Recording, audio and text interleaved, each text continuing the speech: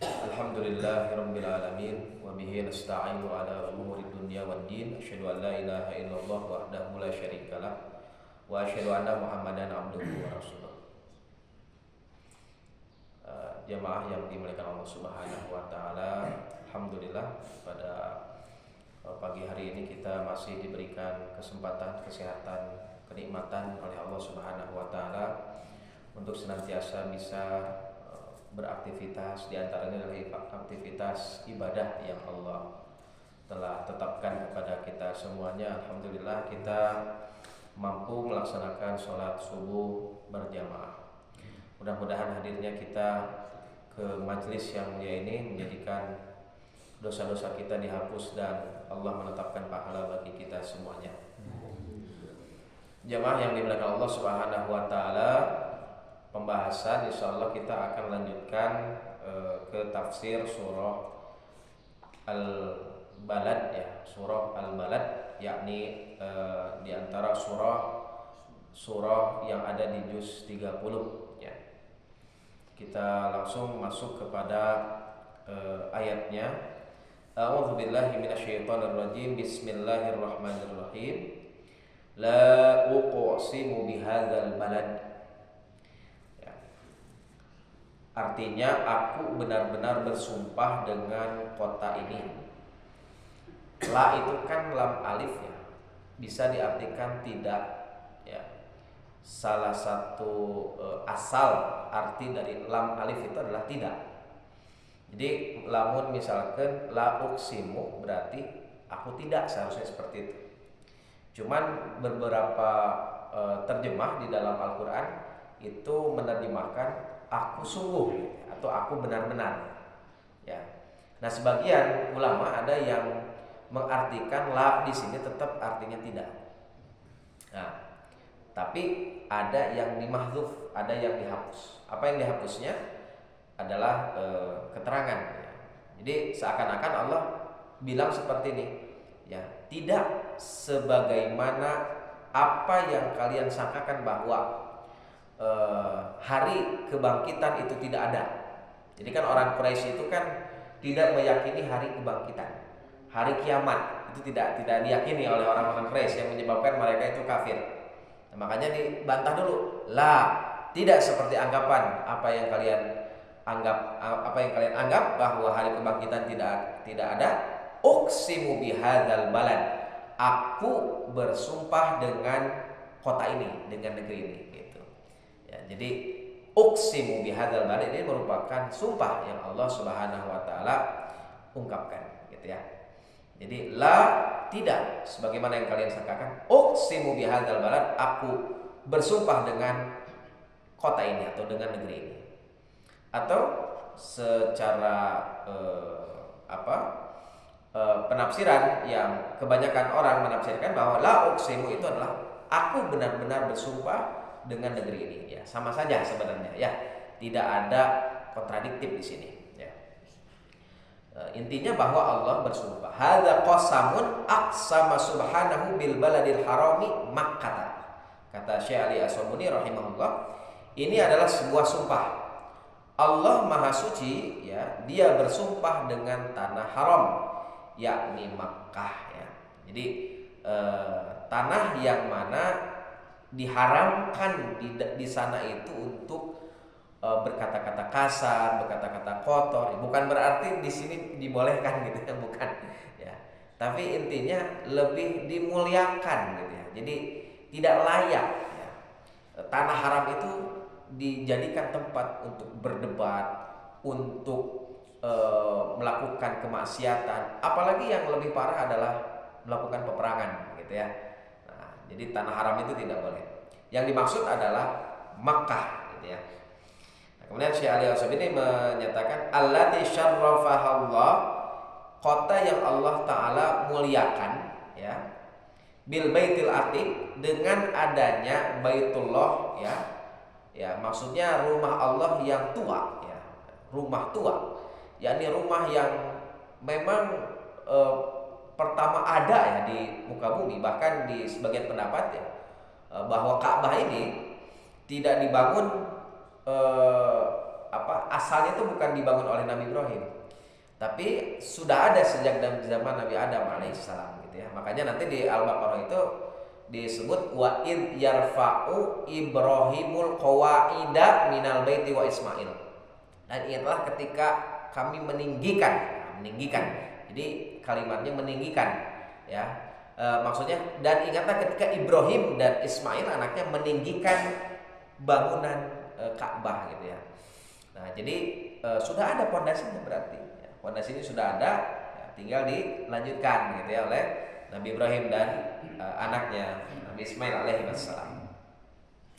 Bil baitil atiq, nah makanya disebut baitil atiq, kiblati ahli syarqi wal gharbi, yakni sebagai kiblat ya, kiblat arah gitu ya, bagi petunjuk bagi pemuka atau penduduk yang ada di timur dan di barat gitu ya.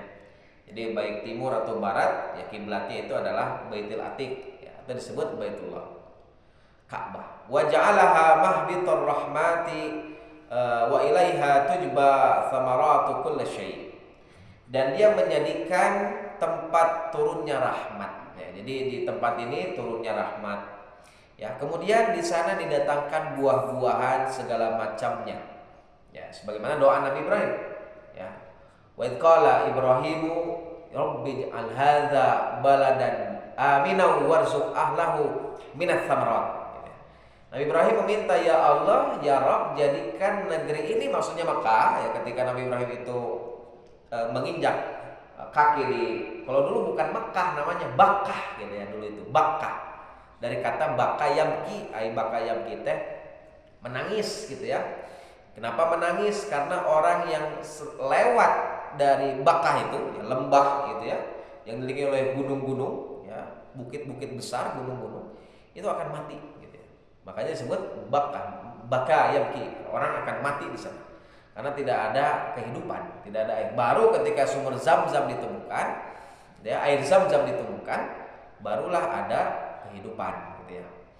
Nah, maka doa Nabi Ibrahim diijabah oleh Allah Subhanahu wa taala, bahkan warzuq ahlahu minats tsamarat. Ya, Nabi Ibrahim minta bahwa kasih ini penduduknya tsamarat ya, buah-buahan. Ya, buah-buahan itu ada di Mekah, walaupun kalau kita lihat di Mekah ini kan tidak bisa ditumbuhi apapun gitu ya. Nu aya ge nya batu jeung keusik gitu ya, batu, keusik, taneuh gitu ya. Berbeda dengan di Madinah. Kalau di Madinah itu para petaninya banyak gitu ya, karena tanahnya itu bisa dijadikan untuk bercocok tanam. Kalau di Mekah itu enggak. Tapi buah-buahan itu ada ya. Wajalah haraman aminan ya.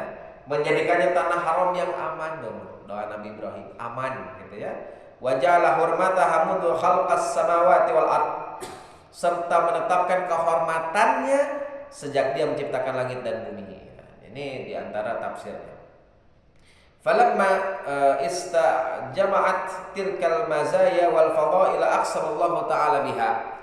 Maka ketika kota tersebut ya, yakni di dalamnya itu terkumpul keistimewaan ya, dan al-fadail ya, keutamaan ya, maka Allah bersumpah dengannya. Jadi naon bae anu dijadikan sumpah ku Allah teh pasti nu dijadikan sumpah atau disebut unsur nanti namina teh muksambih gitu ya. Namanya muksambih. Muksambih itu pasti ada sesuatu yang bisa dipelajari gitu ya. Yang spesial ya untuk dipelajari. Qala fit tashil, penulis kitab At-Tashil berkata, arada bil baladi Makkah bittifaq wa aqsama biha tasyrifan laha. Ya. Yang dimaksud adalah, yang maksud al-balad di sini adalah Makkah. Ya, dan ini sudah disepakati oleh para ulama. Wa aqsama biha tasyrifan laha, dan Allah bersumpah karena bentuk penghormatan kepada kota ini. Gitu ya.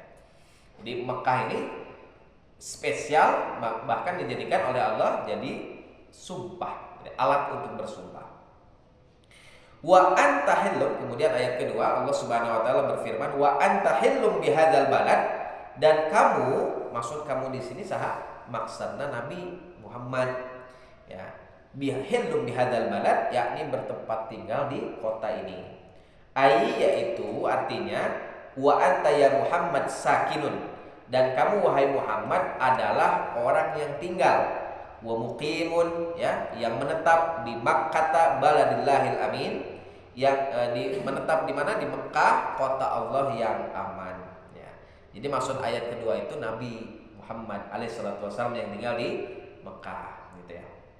Qala Al-Baydawi berkata, ini kutipan ya dari Syekh Ali As-Sumuni, aqsama bil baladil haram, Allah bersumpah dengan tanah haram, wa qayyadahu bi hululihi alaihi salamu fi, dan mengaitkannya dengan keberadaan beliau Nabi alaihi salatu wassalam, maksudnya Nabi Muhammad, ai iqamatihi fihi izharan limazidi fadlih, ya.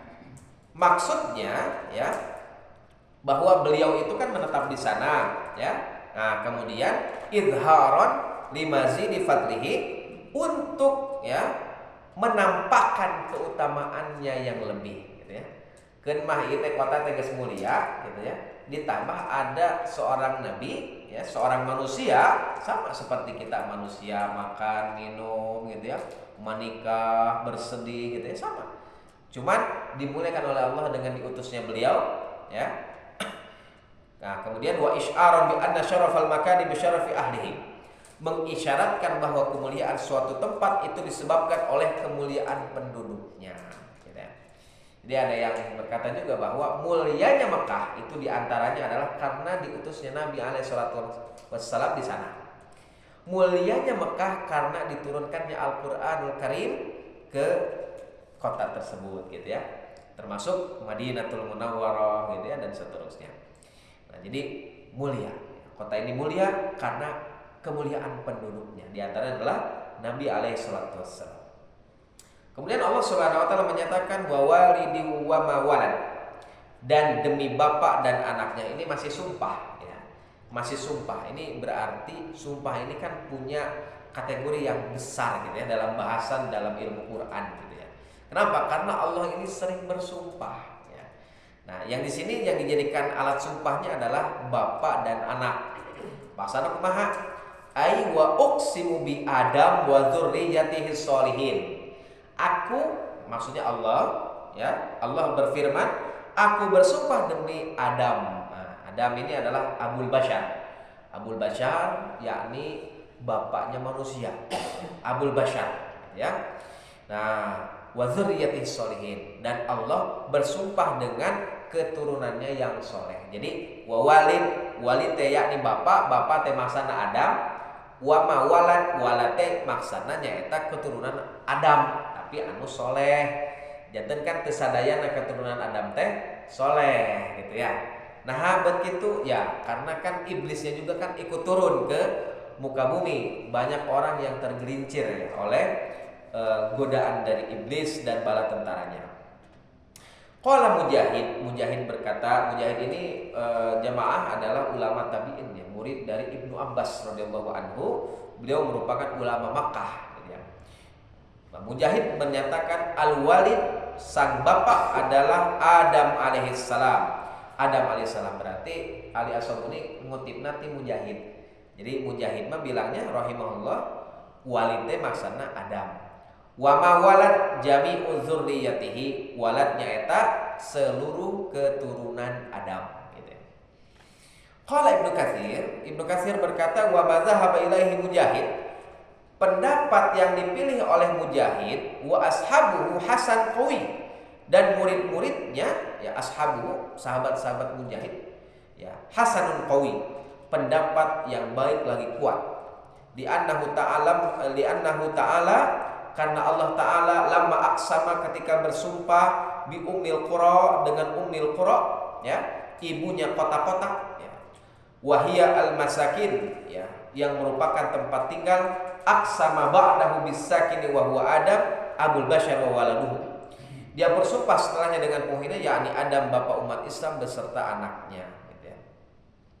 Jemaah yang milik Allah Subhanahu wa taala. Kemudian Al-Khazin berkata, aqsamallahu taala bi Makkah li syarafiha wa hurmatiha bi Adam wa bil anbiya'i was shalihin wa min dzurriyyati. Sama, ya.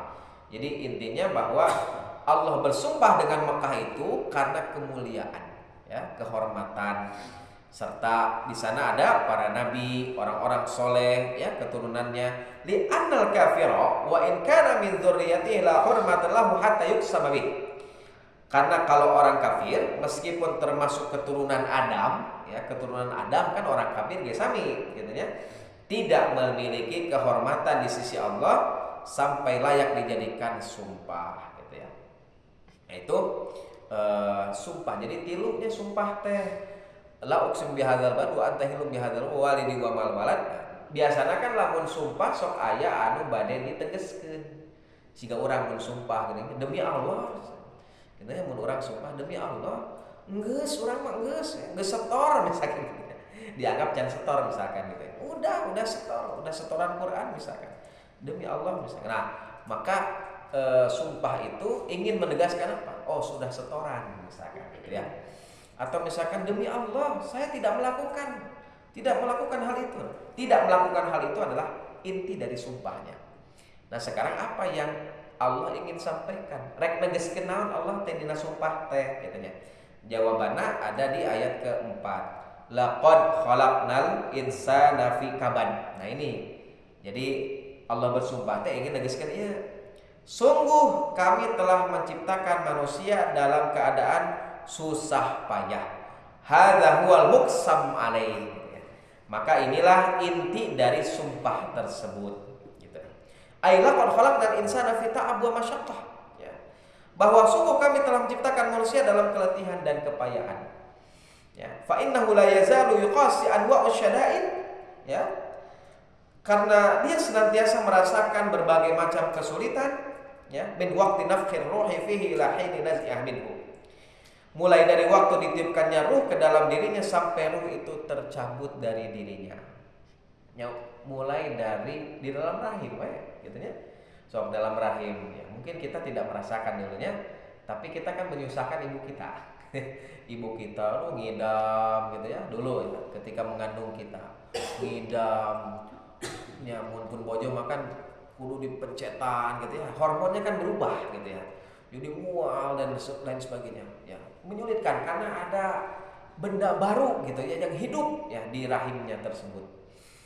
Sudah 9 bulan baru dikeluarkan dan itu penuh perjuangan. Ya, berapa banyak wanita-wanita yang meregang nyawa ya gara-gara melahirkan anaknya gitu ya. Anaknya lahir regang nyawa gitu ya. Ini menyusahkan. Sudah malahir gitu ya, apakah dibiarkan? Kudu disusuan gitu ya. Harus dipandian, harus dikasih makan terus ya, dididik terus, diajari, disekolahkan ya, sampai nanti dia dewasa. Ini susah ya. Sampai kan nanti tugas orang tua terakhir itu adalah menikahkan gitu ya. Nah, menikahkan ya, butuh modal, butuh calon gitu ya. Nah, susah tuh dengan calon hese gitu ya. Harus cari yang bagus, yang soleh gitu ya. Zaman sekarang kan itu sulit untuk cari, ya, sulit, kaban gitu ya. Nah, kemudian apa lagi? Nah, kemudian setelah itu sudah menikah, lalu dia punya anak gitu ya, susah kembali gitu ya. Sampai nanti dia meninggal pun akan menyusahkan orang ya. Ya, dia dikafani, dia dimandiin gitu ya, dia dimasukin ke dalam liang lahat gitu ya, menyusahkan orang. Maka beginilah hakikatnya manusia, susah dan menyusahkan gitu ya. Ya, susah dan menyusahkan. Makanya kalau ada sebagian orang bilang, aduh, hirup teh capek, kieu wae hirup teh nya perih, ya, loba gangguan, loba pokoknya mah stres. Ingatlah bahwa Allah memang menciptakan manusia itu fi kabad, dalam keletihan ya. Contoh yang capek dalam pribadinya ya. Contoh ya, kita lihat Nabi Ayub alaihissalam ya. Nabi Ayub itu harus dakwah ke keluarganya. Kemudian belum diuji oleh Allah Subhanahu wa taala ujian yang luar biasa. Bertahun-tahun gitu ya, punya penyakit kulit ya. Nabi Ayub alaihissalam. Lihat Nabi Yusuf alaihissalam sejak kecil sudah dibenci oleh kakak kandung gitu ya, kakak yang sebapak gitu ya, sampai dibuang ke sumur gitu ya, ditarik, dijual ke Mesir, sampai dipisahkan oleh Allah dengan bapaknya. Capek. Sampel Al-Quran banyak menjelaskan tentang bagaimana para nabi itu capek, bagaimana para nabi itu bersusah payah gitu ya. Siapa lagi yang bersusah payah? Nabi Musa alaihissalam dakwah gitu ya. Dakwah pada Fir'aun, dakwah pada Bani Israel. Nah, kemudian Nabi kita alaihissalatu wassalam, Nabi Muhammad ya. Dakwah 13 tahun di Mekah dicaci maki. Anu tadina 40 tahun Nabi Muhammad yang disebut orang yang jujur, al-amin ya. Tiba-tiba 360 derajat berubah, disebut kadzab, disebut sahir, penyihir, disebut tukang dusta gitu ya. Disebut ya dukun gitu ya. Nah, berbanding terbalik dengan apa yang disebutkan dulunya ya. Sampai hendak dibunuh ya, luar biasa. Ya, makanya Imam Ahmad ketika ditanya oleh ya, para sahabat-sahabatnya Imam Ahmad rahimahullah, wahai Imam, kapan kita akan merasakan rehat? Ya, rehat serehat-rehatnya, bukan mah rehat gitu ya. Istirahat kan, ayo orang mah rehat, besok kan harus kerja lagi gitu ya. Besok harus aktivitas lagi. Imam benar-benar rehat gitu ya. Maka Imam Ahmad menjawab, ketika kaki kita itu diinjakan pada surganya Allah Subhanahu wa taala. Jadi lamun kaki belum diinjakan pada surga, maka kita akan merasakan yang namanya susah payah ya. Sudah meninggal pun kita kan masih menghadapi kesusahan, yakni susah di dalam kubur. Maksudnya fitnah kubur, belum dibangkitkan nanti oleh Allah dan melalui berbagai macam acaranya Allah Subhanahu wa taala di yaumil hisab ya.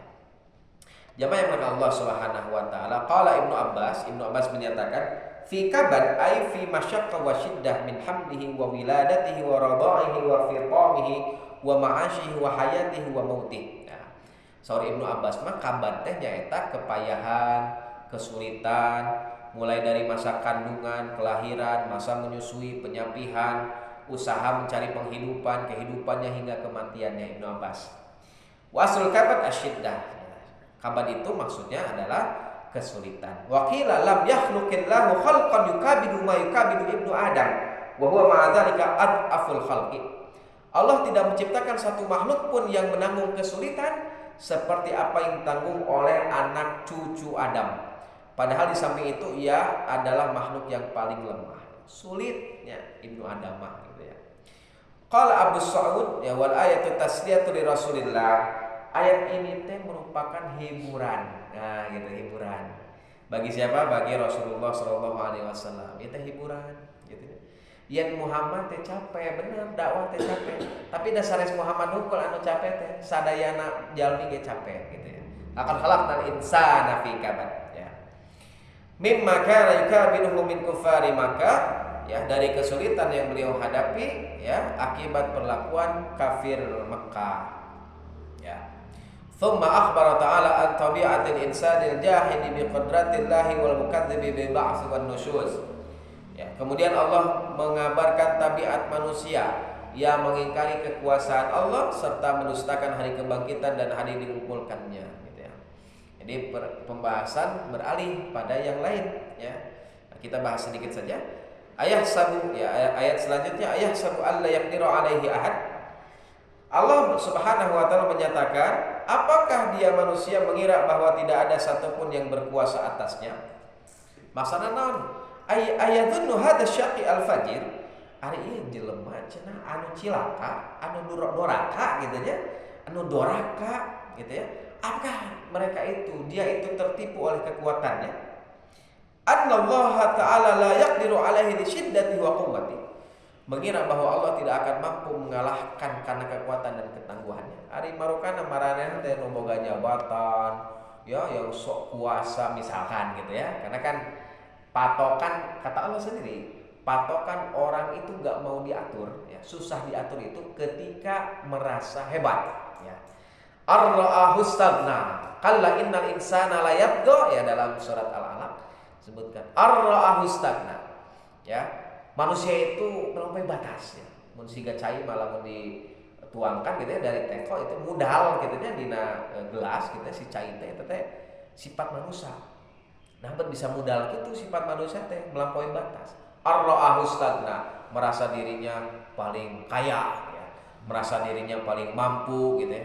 Nah, ku Allah teh disindir, ari mereka teh ya tertipu dengan kekuatannya, merasa bahwa tidak akan ada yang mengalahkan kekuatannya, ketangguhannya gitu ya. Qala al-mufassiruna nazalat fi Abil Ashad ibni Kaldah kana syadidan mughtarran ya. Para ahli tafsir berkata ayat ini turun berkenaan Abul Ashad bin Kaldah ya. Nah, ini salah satu seseorang yang disebutkan ya di dalam tafsir-tafsir ya, bahwa dia adalah lelaki yang kuat tapi sombong. Nah, gitu ya. Nah, urang mah tong kitu gitu nya. Urang mah lamun diberek kelewihan ya, kelebihan, kenikmatan ya. Nah, apalagi misalkan jasmaninya bagus, secara materi bagus gitu ya. Paras, rupawan, tampan. Nah, jangan sampai sombong gitu ya. Seperti halnya kalau dalam ayat lain itu seperti si Korun gitu ya. Ya, muqtarran bi quwwatihi wa kana yubsatu lahul adimul jildu fa yadau tahta qadamai wa yaqulu man azalani anhu falahu kadza. Dia tertipu dengan kekuatannya. Dahulu dihamparkan untuknya selembar kulit binatang yang diletakkan di bawah kedua telapak kakinya ya. Kemudian wa yaqul, dia menantang, man azalani, siapa yang bisa menggeserku dari kulit ini ya, anhu falahu kadza, maka ia akan mendapatkan imbalan sekian gitu ya. Fayadhibuhu ashratun fayataqatta'u qit'an wa la tazillu qadamah. Lalu ada 10 orang yang menarik kulit tersebut ya, jadi berdiri di atas kulit yang orang ini teh karena kuat kan ya, dia itu kuat, jasmaninya kuat. Mun aya nu bisa ngageser gitu nya, urang ti luhur kulit ieu gitu ya. Nah, nanti dapat imbalan gitu ya. Sok saha gitu ya. Nah, maka aya 10 jalmi ya anu nyobaan gitu ya. Yang mencoba. Maka kulit tersebut robek menjadi berkeping-keping, namun kedua telapak kakinya tidak bergeser sedikit pun gitu ya. Ya ini kan kuat berarti ini orang. Jadi kulit nawe anu robek teh berarti dia kuat gitu. Wa manal ayah ayatun hadzal qawi al-marid al-mustad'ifu lil mu'minin annahu lan yaqdiru 'ala al-intiqam minhu ahad. Maksud dari ayat tersebut adalah apakah orang kuat yang membangkang suka menindas orang-orang mukmin ini mengira bahwa tidak ada seorang pun yang sanggup membalas dirinya ya. Nah, maka itu diantara sifat yang dimiliki oleh seorang yang sombong ya, seorang yang sombong ya, lagi kafir, lagi membangkang gitu ya. Ya, orang-orang Quraisy ya, sifat orang-orang Quraisy yang mereka itu kan punya kekuatan ya, punya kelebihan gitu ya. Tapi kan ketika nanti di perang Badar gitu ya, kalau kita lihat sirah nabawiyah, bagaimana mereka itu kan lari gitu ya, terkonyong-konyong ya, lari terbirit-birit gitu ya. Maksudnya mereka tidak bisa mengalahkan kekuatan muslimin yang muslimin itu hanya sekitar 300 orang saja. Ya, dan padahal mereka itu ada ribuan gitu ya, ada 1000 ya, ada 1000 kurang gitu ya, atau ada 1000 lebih gitu ya. Nah, itu diantaranya. Dan orang-orang yang kuat diantara mereka itu bisa mati ya, bisa mati sampai nanti ketika mati masukkan ke dalam sumur ya, kalau kita baca sirah nabawiyah gitu ya. Karya siapa Al-Mubarakfuri bahwa nanti orang-orang yang hebat itu mati kan ya, mati di perang Badar sampai dilemparkan ke sumur ya, ya, sampai Nabi alaihissalam ya, dalam hadis diabadikan gitu ya, diriwayatkan Nabi alaihissalam sambil menyampaikan pesan kepada mayat-mayat tersebut gitu ya. Nah, jadi apakah benar janji Allah itu gitu ya? Nah, kalian sombong ya, dan intinya seperti itulah maknanya, bahwa Nabi Muhammad SAW itu menyatakan bahwa inilah fakta ya, bahwa Allah Subhanahu wa taala bersama orang-orang yang sabar, bersama orang-orang yang senantiasa bersama agamanya, yang menolong agamanya gitu ya. Ya, maka mereka pulang gitu ya, terbirit-birit sampai nanti peperangan terus berlanjut ya, dan akhirnya Islam itu menyebar di seluruh jazirah Arab dan tentunya di negara kita semuanya ya. Jamaah yang dimuliakan Allah Subhanahu wa taala ya, rupanya itu saja mungkin dulu yang bisa disampaikan ya. Pada kesempatan kali ini insyaallah kita akan meneruskan lagi di pertemuan selanjutnya ya tentang sifat sombong ya, tentang orang-orang kafir ya, tentang juga ujian ya. Bagaimana seorang ditantang oleh Allah Subhanahu wa taala untuk senantiasa bisa mengeluarkan hartanya gitu ya di jalannya ya. Nanti insya Allah kita akan menyimak lagi atau kita akan membahas lagi. Barakallahu fiikum. Aqulu qouli hadza wa astaghfirullah li wa lakum. Subhanakallahumma wa bihamdika asyhadu an la ilaha illa anta astaghfiruka wa atubu ilaik. Assalamualaikum warahmatullahi wabarakatuh.